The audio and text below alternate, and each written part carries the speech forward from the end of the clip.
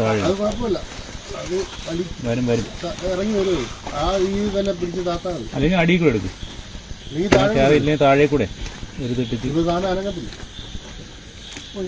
അല്ലെങ്കിൽ അടിയിൽ കൂടെ കുറച്ചെടുത്താൽ അല്ലല്ല അത് കുഴപ്പമില്ല, അത് മേലെ കെട്ടിച്ചിട്ടില്ലേ? ആ ശരി. പിന്നെ ഇച്ചിരി മുന്നോട്ട് വലിച്ചായി പിടിച്ചുള്ള താഴെ നോക്കി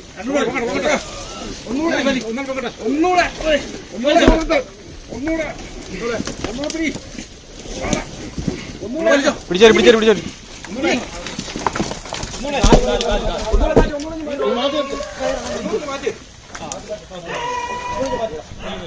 റോപ്പടിക്കണം